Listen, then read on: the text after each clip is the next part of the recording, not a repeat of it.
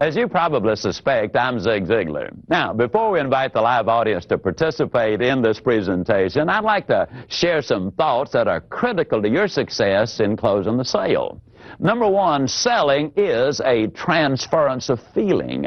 If I can make you feel about my product like I feel about my product, if there's any way on earth you are going to buy my product. Now, Willie Dorsey, the great spiritual singer, puts it this way: brother, if you're going to be convincing, then you've got to be convinced. In other words, you transfer that feeling to others that your product, goods, or services are good. Now, there's a myth that's an absolute fallacy, and that is that a good salesperson can sell anybody anything.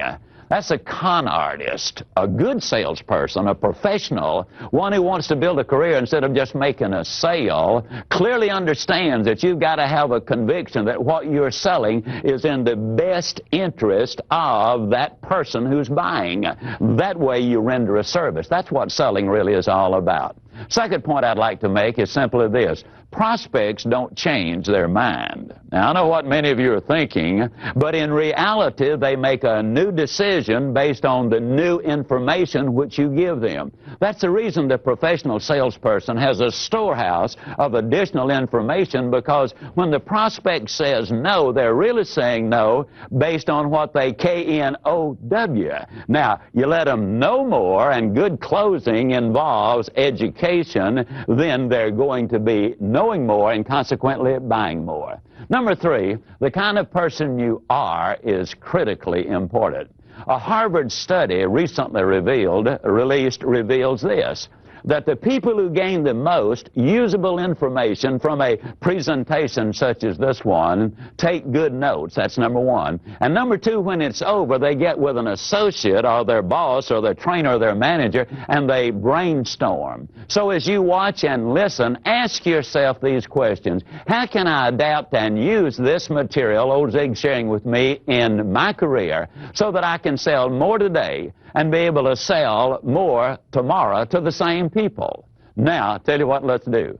Let's go to that live audience. Totally convinced that our major need in America today is leadership in the home.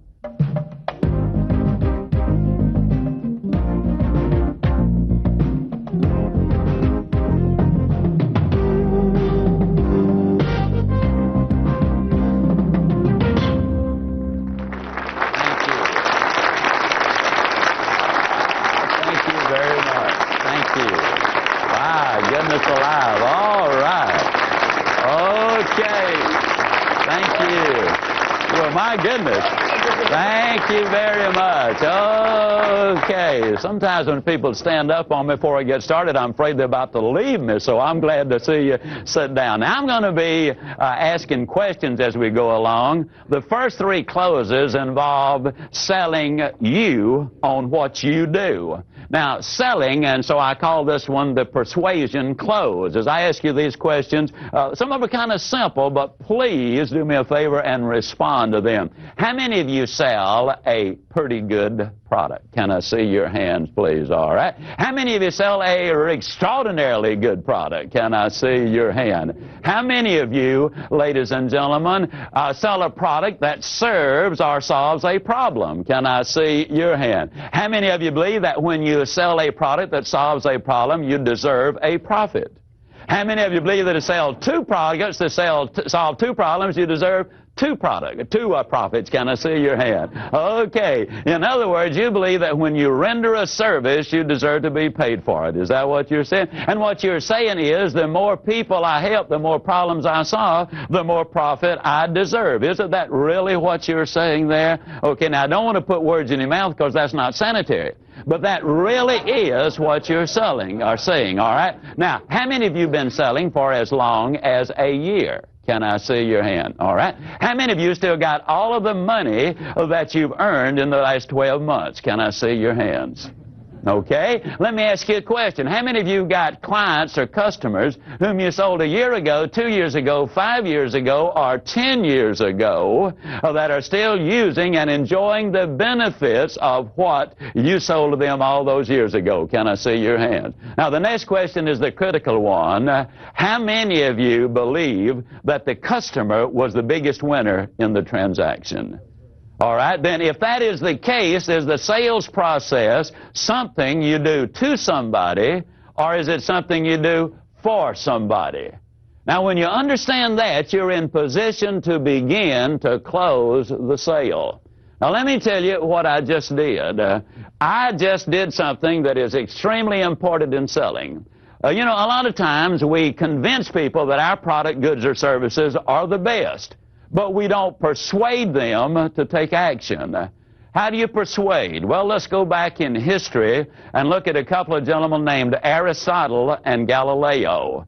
Aristotle was a brilliant man, but he came up with a very foolish concept. He believed that if you drop two weights of different sizes but made out of the same material, that they would fall at different rates of speed. That's what they taught at the University of Pisa for years and years and years. And then a young whippersnapper named Galileo came along, and he said, that's crazy. The students and professors said, why, you're off your rocker. Why, Aristotle said, and he said, well, let's go to the top of the Leaning Tower of Pisa, and let's take a look and see. He took two different sized objects of the same material, he dropped them, and they obviously fell at exactly the same rate of speed. He had convinced them beyond any doubt that what he was saying was absolutely right. But he did not persuade them to take action. Now, what am I getting at? How do you persuade people? You don't persuade people by telling them. You persuade them by asking them. You see, had I started by saying that you as salespeople really render a service, you would say, yeah, but I do okay too. Hey, you do all right, and that's fine. That's part of the equation. That's the reason I went through that little routine about how many of you sell a pretty good product. That is so important. You see, that sales process is something you do for someone. It is not something you do to someone. So I'd like to tie that in selling you on you to another attitude close, because you're the most important part of this equation. For a couple of years, I fought in the ring. One of the things and incidentally, I had a pretty good record. As a matter of fact, the worst I ever finished was second.